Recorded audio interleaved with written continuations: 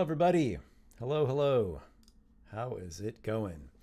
Missed you last month. Unfortunately, January did not pan out for me to do a Bard stream. It was just one illness after another. It was a grueling slew of plague, but I survived. And so I'm back in the saddle, I believe. I've been, I think, pretty much back to 100% for about 5 days now. And yeah, got plans, got many irons in the fire, many things that I'm working on. It's an interesting moment for me, kind of a between big projects kind of moment. And I could go in a few different directions. I've got some different ideas developing, and I'm excited to show you guys those. I'm excited for them to come to fruition. Hello, everybody who's joined already. Let me see who we have here. Glenn. Hey, Glenn. Good to see you here, man. Kathy, hello. And there's a couple other names in here that I recognize. Nuru. We've got a bit of a Myriad Legends crew in here. So one of the things that is going to be coming out very soon on my channel, and by very soon, I mean like here in 2 weeks, it might be even a little bit sooner than that, is Gauntlet Runner. So I'm taking some of what I learned with Monster Melee in terms of how to put the videos together and the way to edit Dungeons and Dragons scenarios so that they're more fast-paced and engaging. Except this time, instead of me doing these solo battles, it's me GMing for a solo player. And the idea is that it's a sort of competitive form of D&D where players attempt hardcore dungeon runs.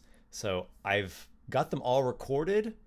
I think there might be one more to go still, but I had some really cool special guests. So you're going to see players like Professor DM from the Dungeon Craft YouTube channel, and Mark Seifter, the co-creator of Pathfinder 2, and Baron Durop of Dungeon Masterpiece, Tabletop Bob, Adam, who is not a YouTuber, but he's known around my channel, kind of a prominent friend of the channel, and he's been involved in a number of the projects that I've done.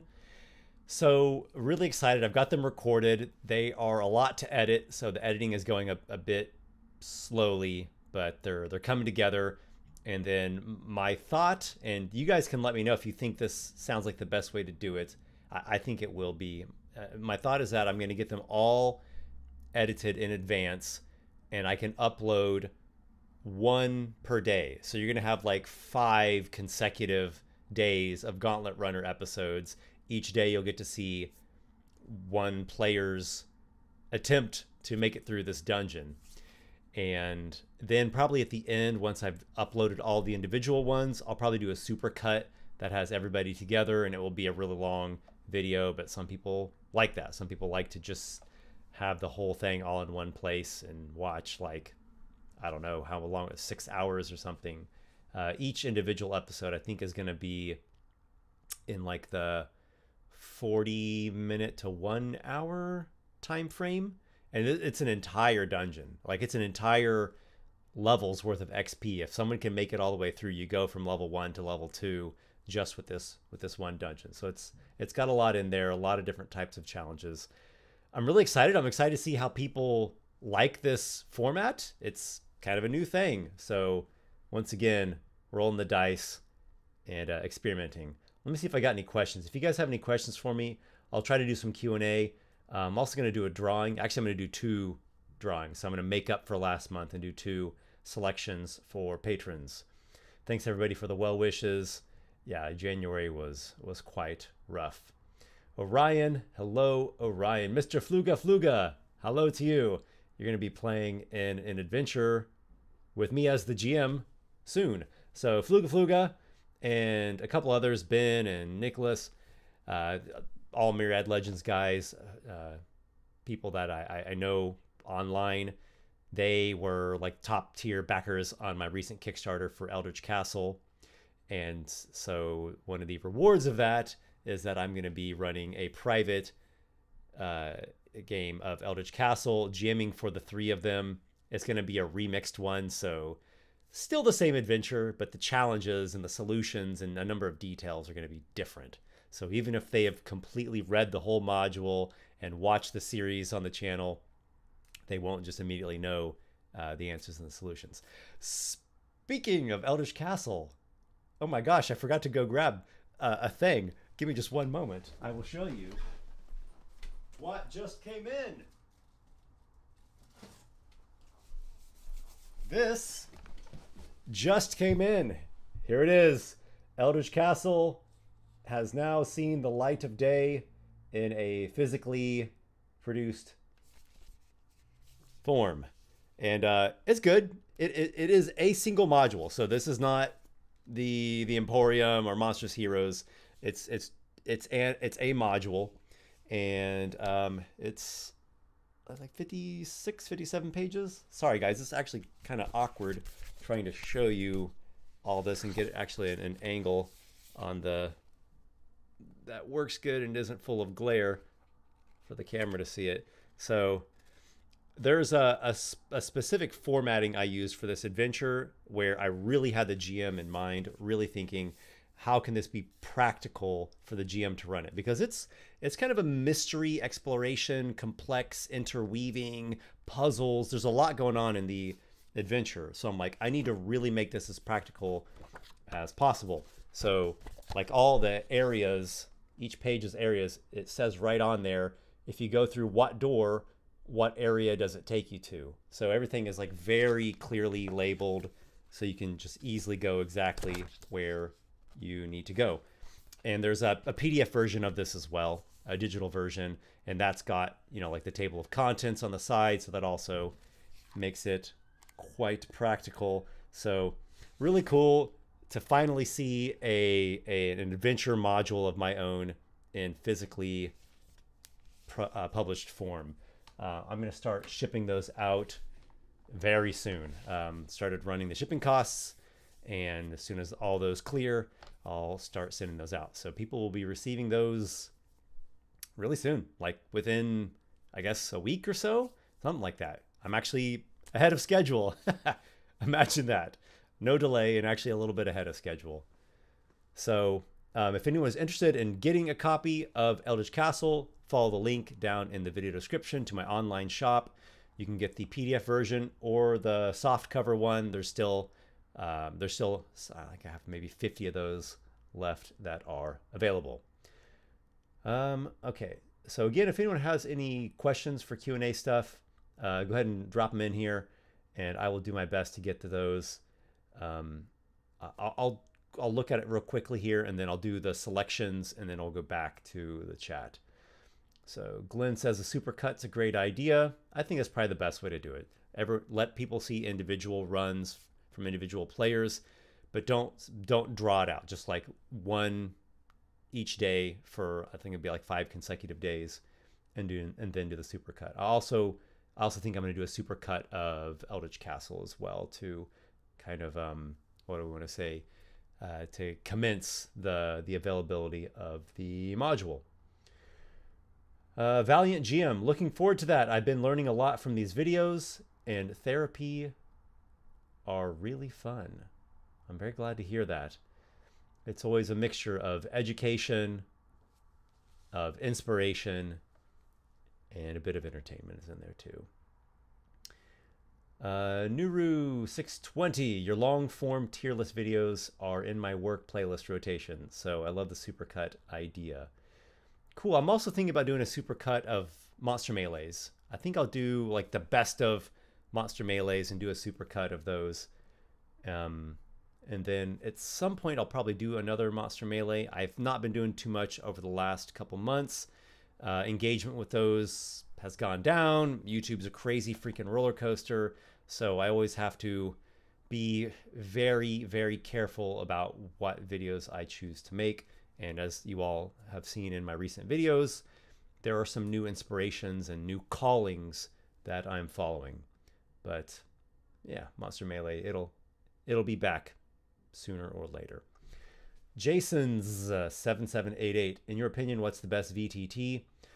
I use Foundry personally. All the VTT stuff you see on the videos on my channel are Foundry.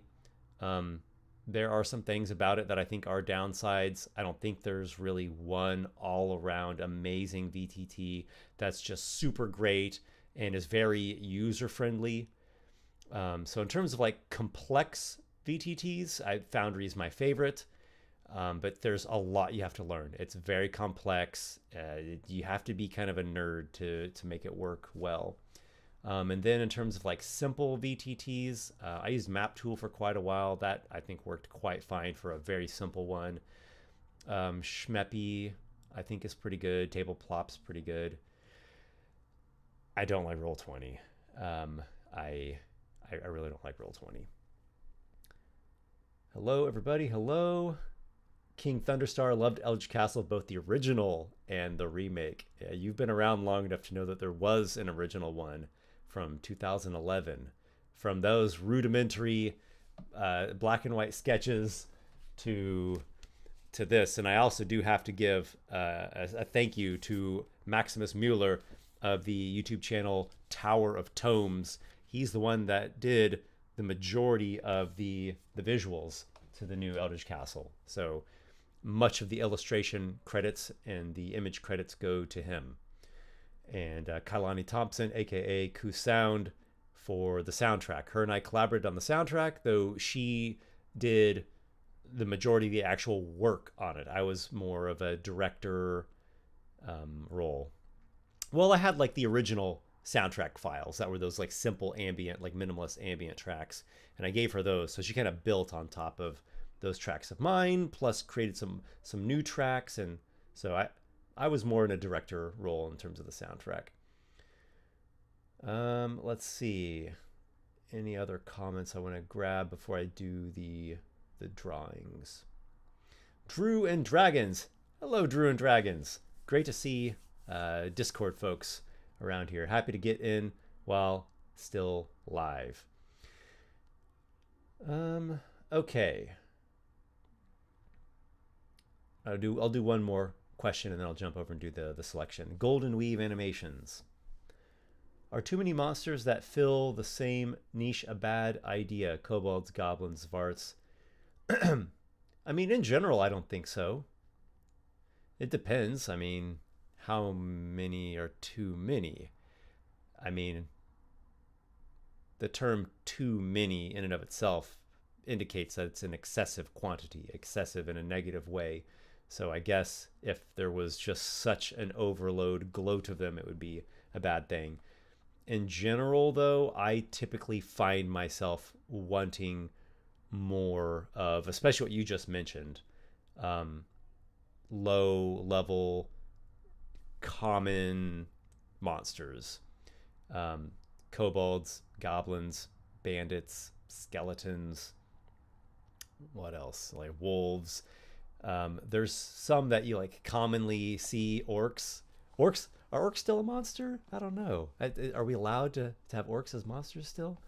I often find myself wishing that there were more, and you know, there's also like hobgoblins and lizard folk and gnolls and things like that. But I think there needs to be even more of those. It'd be great to have more.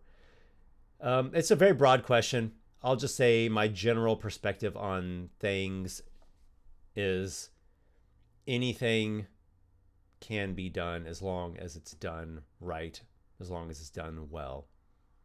Almost anything can be done as long as it's done well. All right, I'm going to jump over now and do not just one selection, but actually two selections. Since January, I was just completely walloped and out of the saddle. I wasn't able to do this, or I didn't do it. Whatever. Excuses aside, I'm going to do a double selection. So that means 4 names are going to be selected here from the Wheel of Fate. So these names that are on here, if you don't know, these are supporters of mine on Patreon. Everyone who is at the Lore Keeper tier or higher. And the higher the tier, the more instances a person's name is on here, right? Like the highest tier, a person has their name in here 5 times. So normally I do 2 of these drawings a month. I'm going to do 4 in this case. I will contact everyone who is selected via email and Patreon message, and you can select your reward, whatever you want. You could have a monster or an NPC concept. I'll flush it out, make a stat block, put it in the upcoming newsletter, so you get to see your concept brought to life. We could do a 1 hour Zoom call. I can look over something you've created and give you feedback. People have sent me adventures, races, classes, RPGs that they're designing, a chapter of a novel that one guy was writing. Anything that you want feedback on. I'm pretty open, so it's just kind of a way for me to engage and say thank you for the support. So here we go. First spin.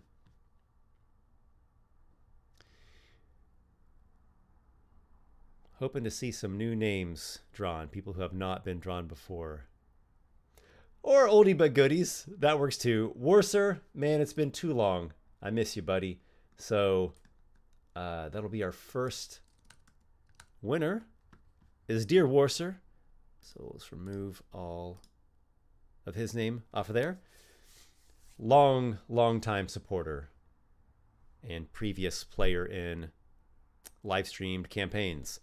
Technicolor Shale, really cool. Glad to see that. I think that's the first time, and this is something of a newer patron from, I don't know, within the last few months, I want to say. Okay, congratulations, Technicolor Shale. All right, on to name number 3. We've got Shad Leech, also another Myriad Legends player. If you're not catching if some of you are not catching the reference, Myriad Legends is the community D&D campaign that I've been coordinating, and it's organized on my Discord. Bunch of GMs, bunch of players, all set in my campaign setting of Ikoros. We've got, is that Armstrong Alderson? That's Adam. All right, congratulations, Adam. Another very long time supporter, and again pretty much a pillar of the Esper the Bard channel by this point in time. He's played in multiple live stream campaigns and adventures, has even done some assistant writing with the Emporium and a tiny bit in Monstrous Heroes. Really good friend, not just of the channel, but has, over time become a friend of mine. Congratulations, everybody whose name was selected, and to those who were not selected, better luck to you on the next go round. And every month I do these selections. Again, I'll contact everybody whose names got chosen. All right, let's get back to a few Q&As. Hobgoblin Sympathizer. For everyone that likes the simple VTTs, check out Owlbear Rodeo. I think I played one time with Owlbear Rodeo. I did all these pilot sessions of applicant GMs for Myriad Legends. So I made a video about it. I played in 30.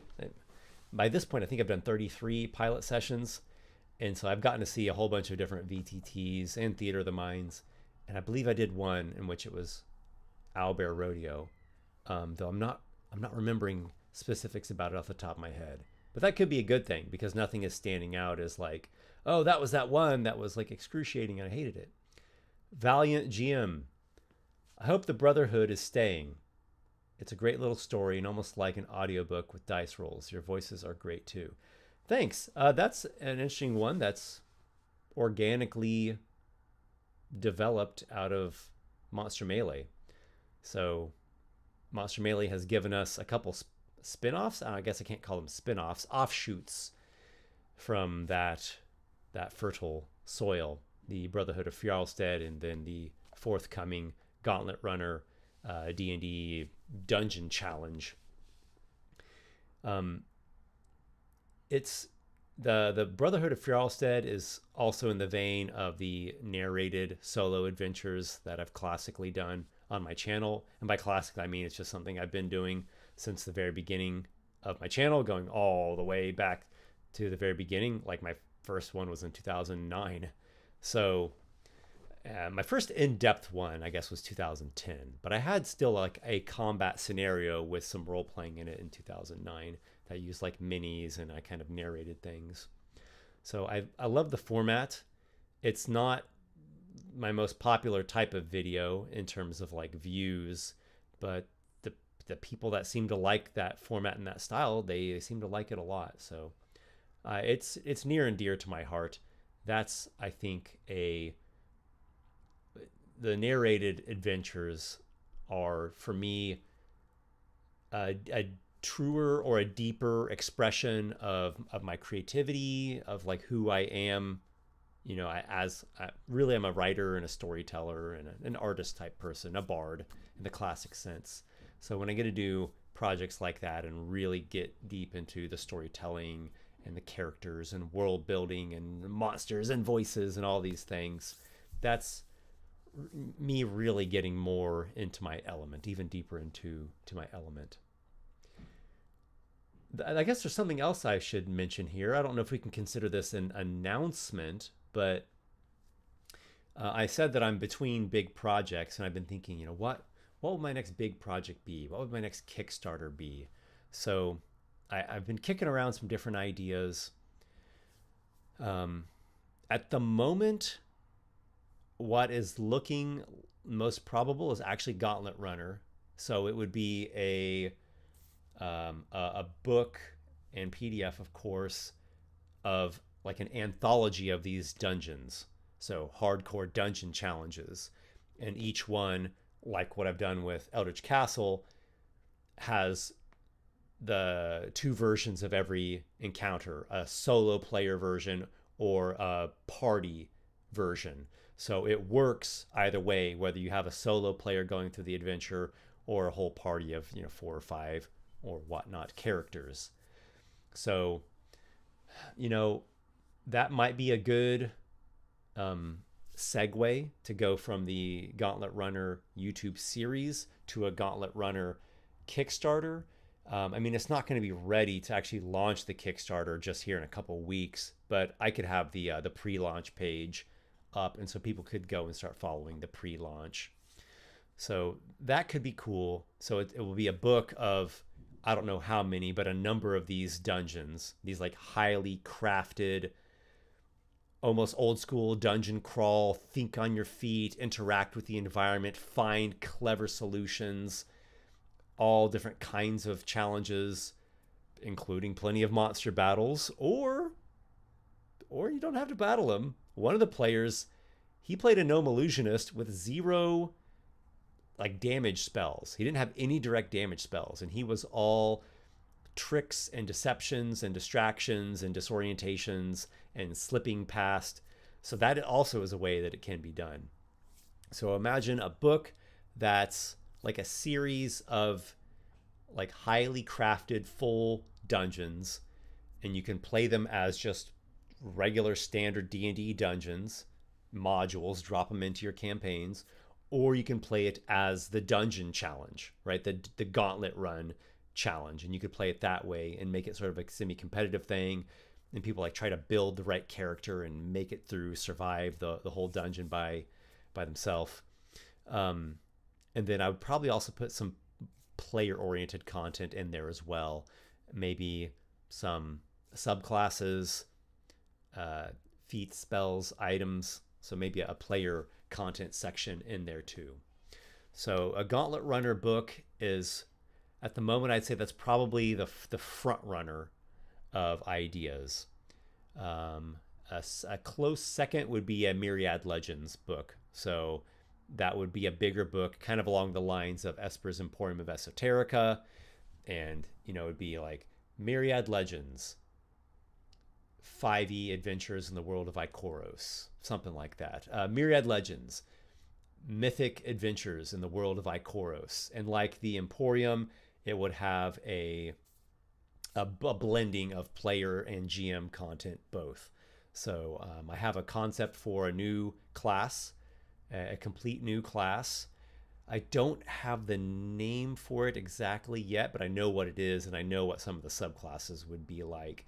And it's one that I've really wanted to make for a long time. and I think people would find it really cool. So it would have that in there. It would have some new subclasses for monster classes from Monstrous Heroes, and I have a number of ideas for those.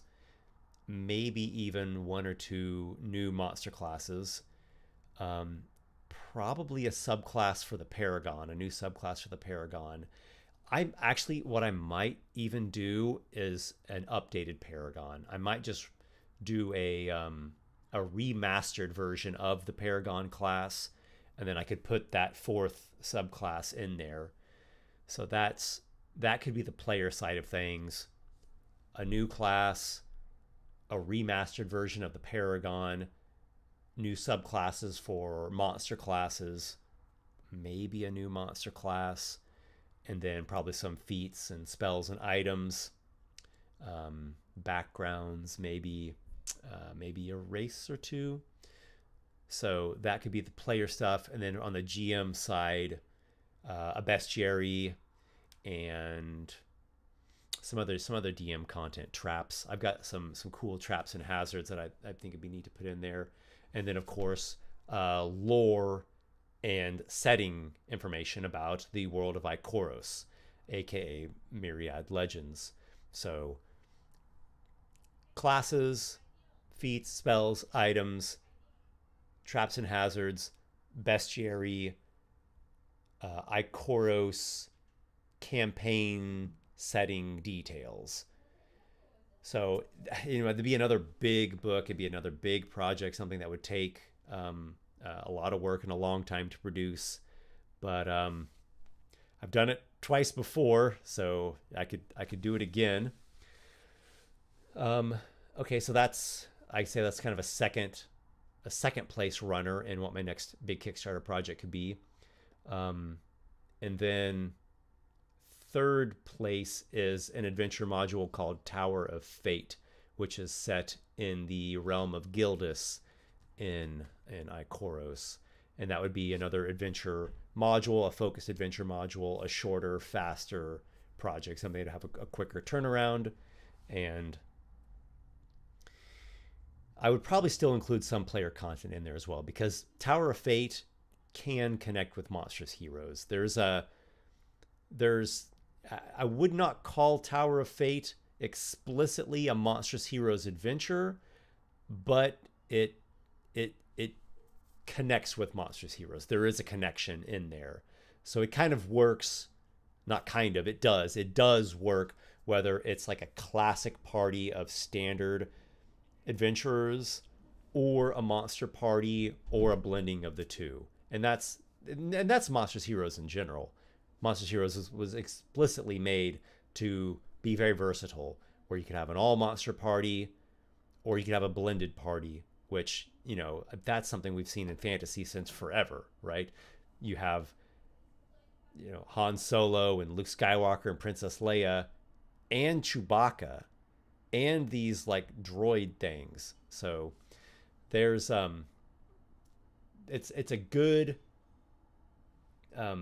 it jives well with both Monstrous Heroes and people that don't play that way and just have like, elf, dwarf, human, halfling. So what do you guys think? What do you think of those ideas? I guess the fourth place would be I'd create a new RPG. What do you think about that? I have a couple ideas for an RPG of my own. I'm gonna see what you guys have to say here. I always like bouncing ideas off of you and getting feedback. Glenn Finney and Chris Miller both showing some love for the Brotherhood of Fjarlstead. Thanks, guys. Drew and Dragons Gauntlet Runner has some good names involved. I am hopeful for it to soar in views. I'm hopeful as well. We will see, man. D&D videos are an odd thing. Like, you can spend a lot of time in making a really highly well-produced, fantastic video that is centered around actually playing D&D, and it's like a really high quality presentation of how D&D can be played in a more in-depth way, and like 1,000 people watch it. or you can just like record yourself on your iPhone for 5 minutes making, goofy memes about something and upload it, and it gets 1 million views. So you always hope for the best, but everything is kind of a crapshoot. It's at best speculation. It's more like gambling. Generic cat girl. I find that name humorous. I love how much character you put into those guys from what started as one basic combat. Yeah, it was just a little seed is all that was. Just a little seed that got planted, and then it grew into characters that really have a lot of emotional weight to them, and they've taken on a life of their own, and the characters speak to me. That's how these things happen. Like these characters there like telling their stories. Oh my goodness, I'm just now noticing I've received a super chat from Agile Monk. Okay, we're getting all kinds of Patreon and Discord folks around here. Thank you very much, Agile Monk, for all your support here. And the message says, Esper the Bard, the one true bard of YouTube, trusted by so many of us. Well, that means a lot to me. I think a lot about trust. It really is something that I spend a lot of time thinking about. And I see it as just so incredibly valuable. I see it as something that it must be earned and it must be maintained. And I'm always thinking about that. I'm always thinking, hey, this video could be attention grabbing and maybe get higher views, but will it betray the trust somehow? Will I come off weird or wrong or rub people the wrong way? It's a balancing act, right?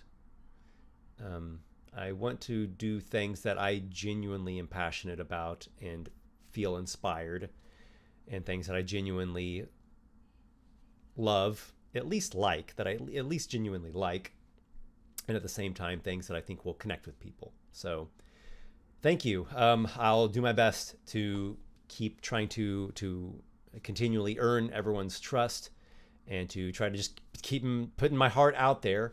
And as I've said in a couple of videos before, some of these newer like non-fiction type videos that I'm making, where, for example, I will address public figures, I'll address Elon Musk like as though I were speaking to him, and I'll make an open letter to Jeremy Crawford. I'm going to be addressing people that are on kind of all sides of issues that people are passionate about, that people have very different points of view and different opinions about. And I'm just going to do my best to not become anyone's fanboy, and also not become anyone's hater, and try to just stay focused on, strive for the sake of RPGs, strive for the sake of adventure, strive for the sake of fantasy stories, the mythic story, the mythic tradition. I'm just going to do everything, not just, but my focus has to remain on that, and to not get bogged down. I've said this before, and I'm going to say it again. I'm kind of on everybody's side here. I want everybody to, reach a better state, right? For all of our sakes, to not kind of inadvertently screw up these good things we have by bickering about them too bitterly, too violently. So just destruction is what I'm trying to avoid. And as best I can tell, the path to avoiding destruction is the path of trying to be a friend, a true friend to everyone. And a true friend sometimes will call out people and criticize them in the hopes that there will be improvement. And true friends also will give people praise and congratulations when they do something that is good. And as much as we want things to be, black and white, the fact is most people have some good and some bad, and some people will do some things that are good and some things that are bad and some things that are in the middle. It's pretty rare that one person is just an all-around villain that needs to be taken out, or someone's just an all-around hero that needs to get nothing but showered in praise.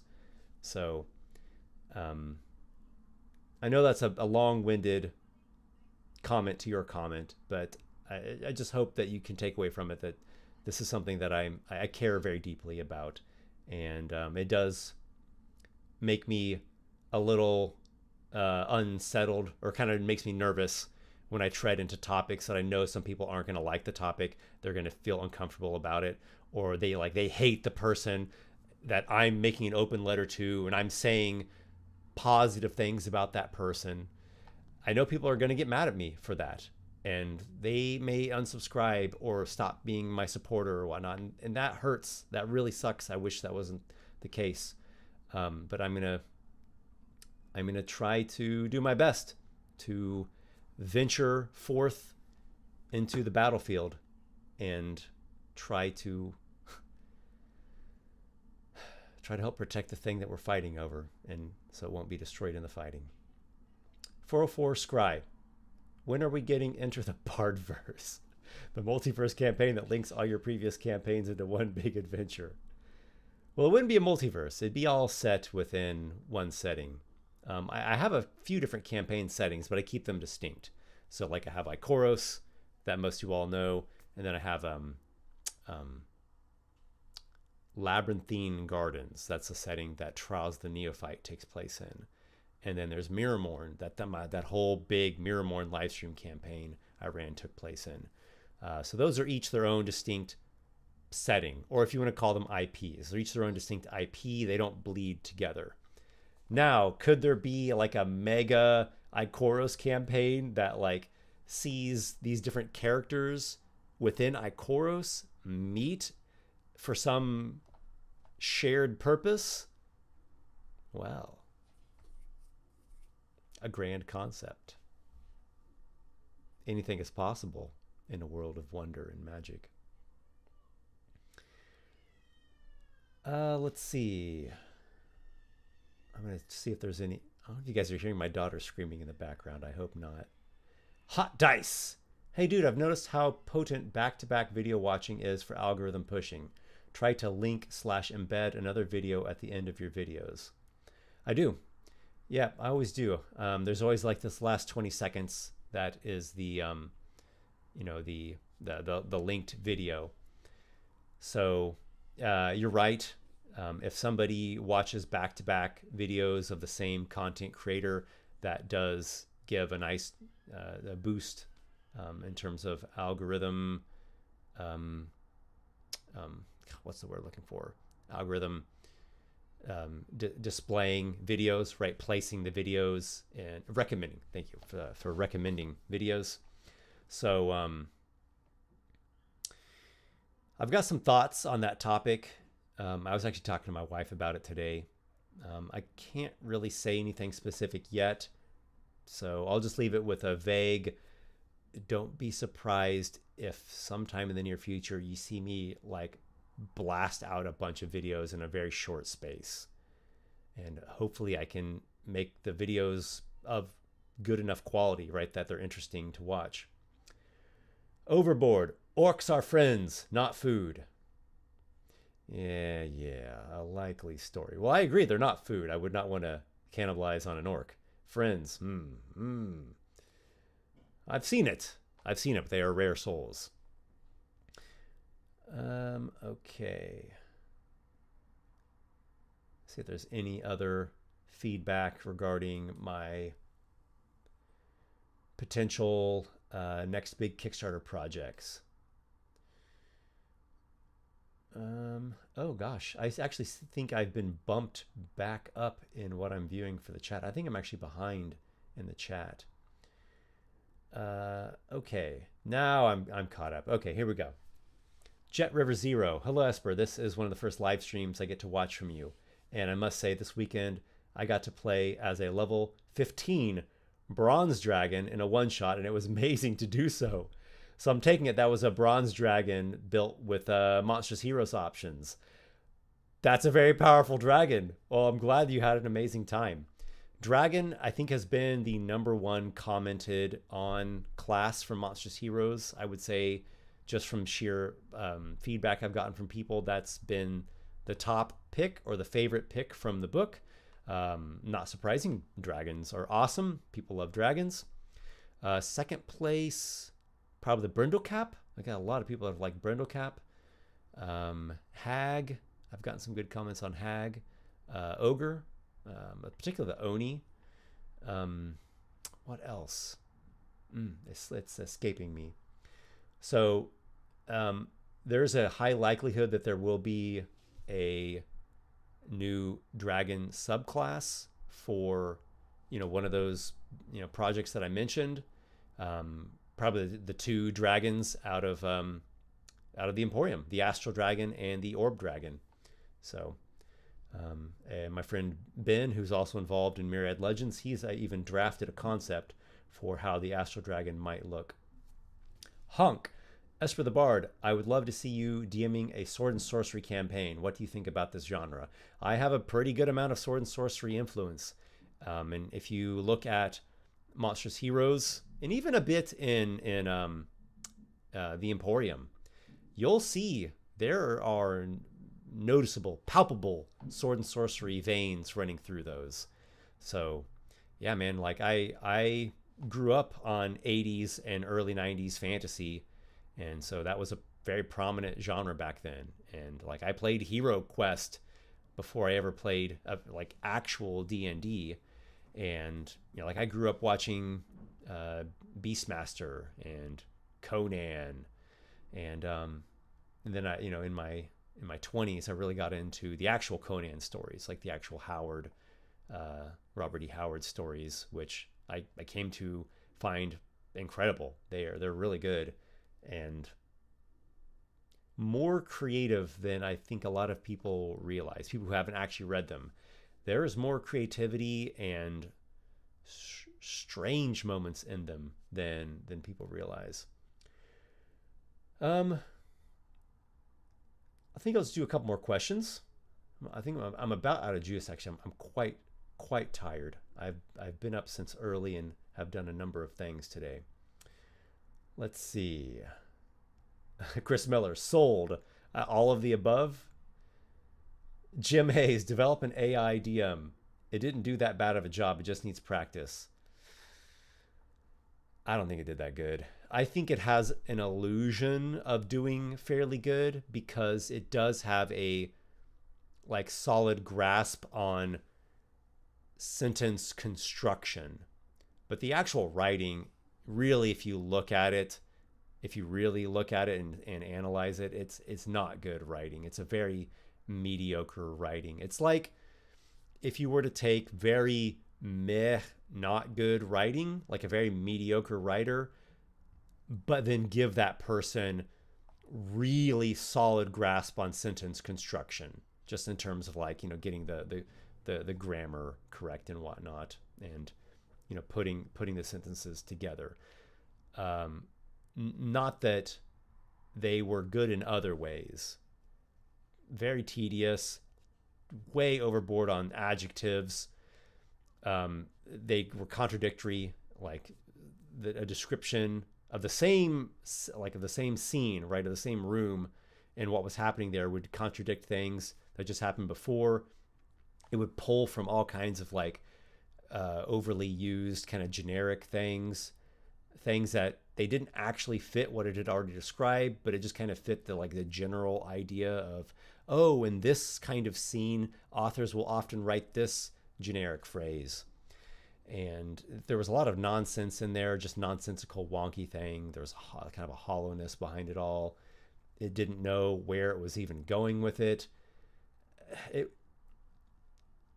There were some things that it did pretty good at, but all in all, if I had to give it a grade, I'd give it a D plus, probably a D plus, something like that. Okay. I'm going to see if I can find some comments related to my proposed Kickstarter projects. Kingdoms and Kobolds. Have you tried your hand at creating your own TTRPG system? Yes. Yes, I have. It may sound a little bit funny, but I actually started doing that a long, long time ago in second grade. Back here on this shelf, there's this notebook. It's a sketch pad, actually, is what it is, from when I was in second grade, and has some of my second grade drawings in there. It also has the first short story that I ever wrote down, called The Friendly Bear, which is very funny because this entire notebook is all fantastical things and scary monsters and weird stuff. And in the midst of all that, there's this one short story written in like very loopy second grader cursive, The Friendly Bear. And it's just this wholesome little kid story about a friendly bear trying to find a friend to play with. In fact, if you were to read it in the context of everything else that's in that notebook, you're probably going to expect that, like, in the end, the bear is going to, like, you know, pull his mask off and be some, like, creature that devours the friend that he was able to entice into the game. But no, it is a purely innocent little kid story. It also has in there the first RPG design that I ever did for a game called Mighty West, a Western. Yeah. And I spelled mighty MITY. And then later I thought, that doesn't seem right. I think I've misspelled mighty. There's an E in that word. So then I put an E like floating above the T and the Y. So it's like a mite, like the little, they're not an insect. What's a mite? It's like an arachnid or something. It's some kind of arthropod creature, like a little tick type thing, right? And a dust mite. So it's like Mighty West. It's like the old west of tiny little creatures. And the E, I didn't have the same pen anymore. I couldn't find that pen, so I like drew it in this marker. And then I'm like, oh no, it's just like hovering over the T and the Y. It looks so weird there. So I put these like little action lines, like it's like shooting off like a bullet. And I have all these stats for like different items you can purchase, how much they cost, and how much they boost your defense or your offense for whatever bulletproof vest or different guns. And the silver bullet was like the best bullet you could get. And there were these like NPCs and bad guys and a couple creatures like a coyote thing, and like how much hit points and attack they had and stuff. Very, very rudimentary. And like, I got better from there. I've progressed a little bit since second grade's Mighty West.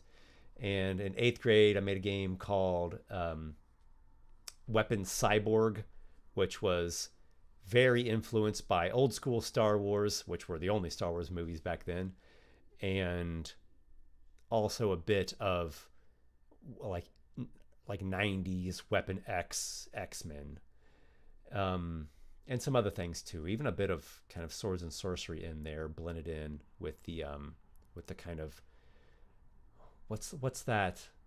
What kind of sci-fi would you call the old school Star Wars sci-fi? I mean the original Star Wars movies before special editions or anything, because they have a real grittiness to them. It's almost a post-apocalyptic at times.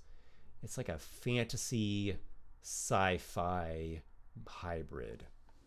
Anyways, I've done a number of RPGs over the years. I did a a kind of Pathfinder-like thing during 3.5, which was basically like my remake.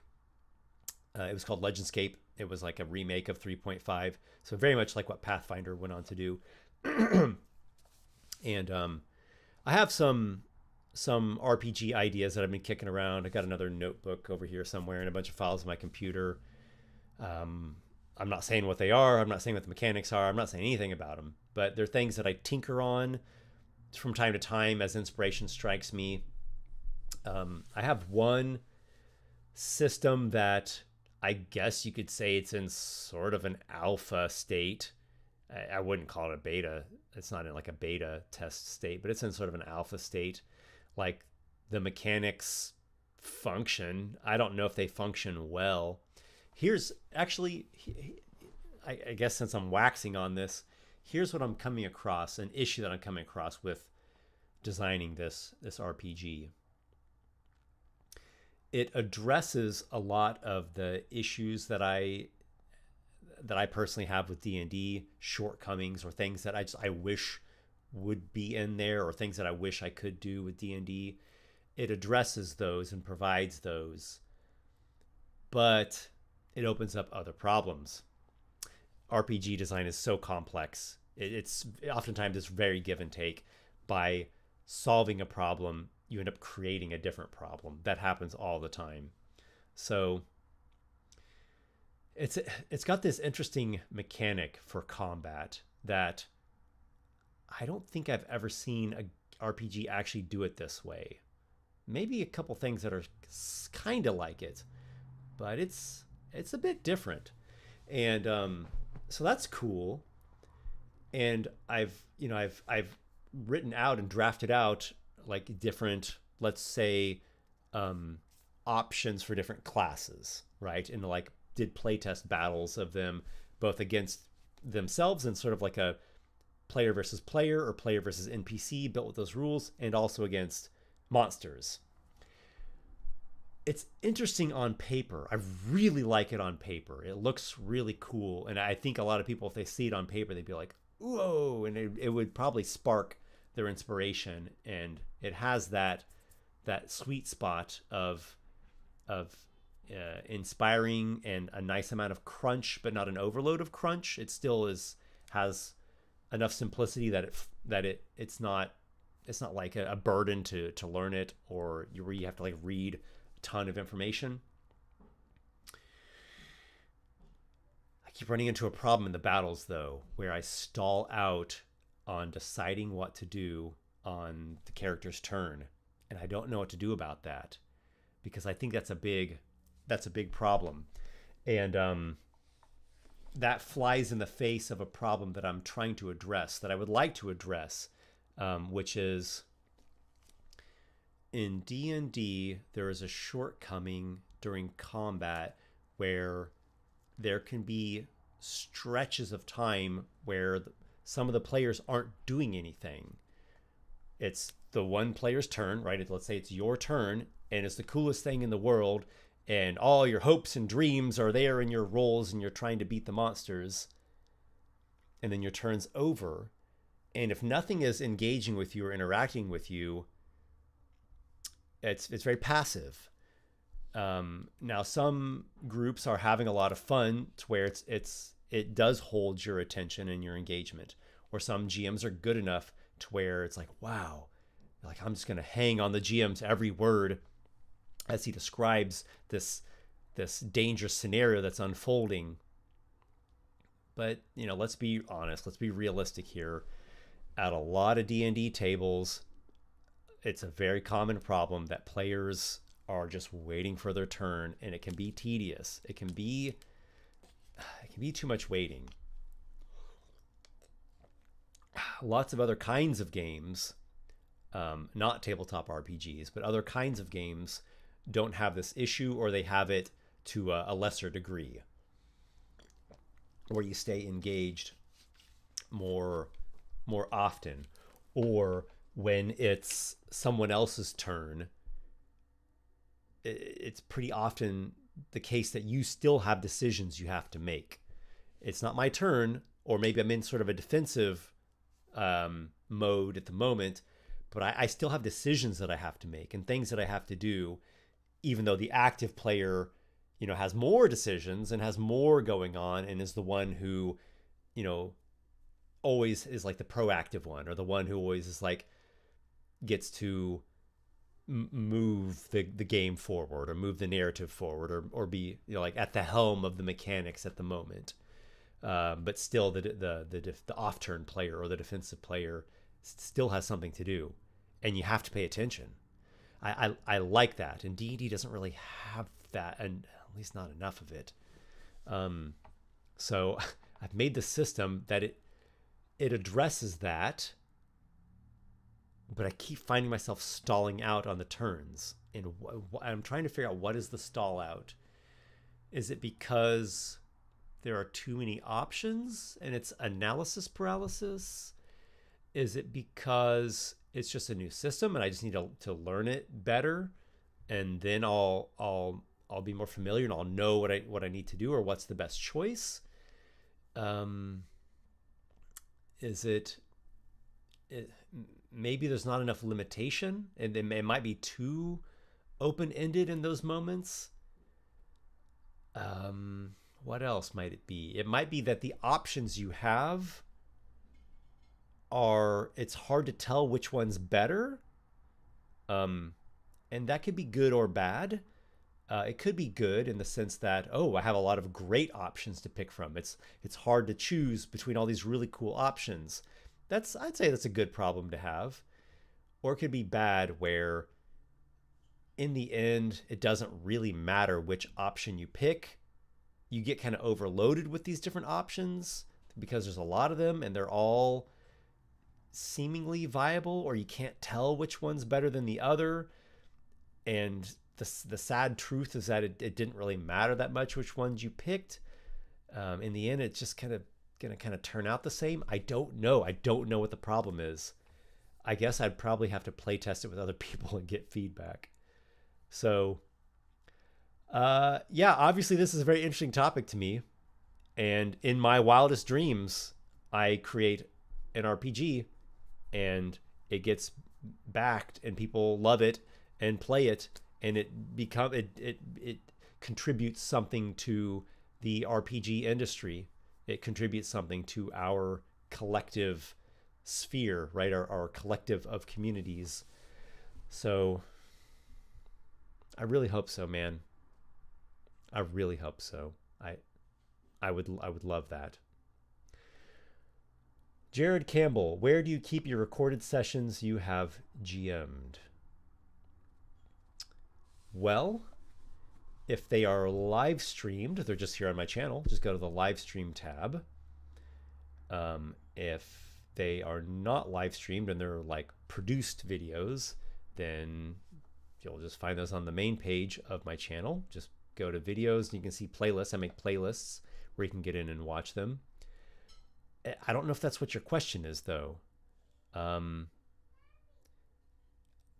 Where do I keep the video files? Hard drive, external hard drive, and flash drives. My apologies if I'm not understanding your question correctly, or maybe there's nothing more to it than that. John B, do you stream D&D games on here? It's actually been a while. I used to stream all the time. Like I would stream at least once every 2 weeks.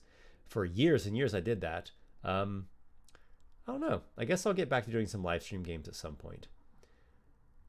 All right, I'll do one more.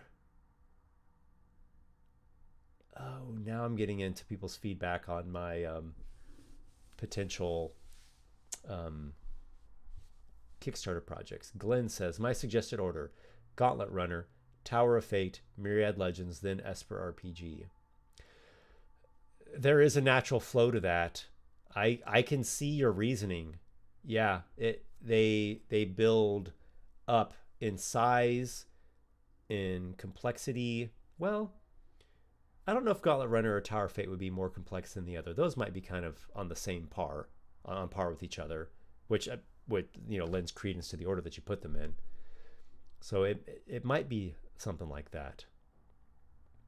Nuru also did Order of Favor, Gauntlet Runner, Myriad Legends, Esper RPG, and Tower of Fate. All right, I think I'm just going to do one more question. Nuru, do you think you would reach out to other D&D creators to help out with playtest and generating press, like XP to Level 3 or Joe Cat? Yes. I do intend to do that. I intend to keep reaching out to other Dungeon Tubers. I actually invited XP to Level 3 to play in a D&D game with me a few years ago, because I made this video where I impersonated other D&D YouTubers, and I impersonated him, Jacob, right? I impersonated Jacob in the video, and he watched the video and he commented on it, and I responded to his comment and invited him. I was like, get in touch with me. I'd love to run a game of D&D for you. But he never got in touch with me. But let's see. I'll maybe try to invite him again.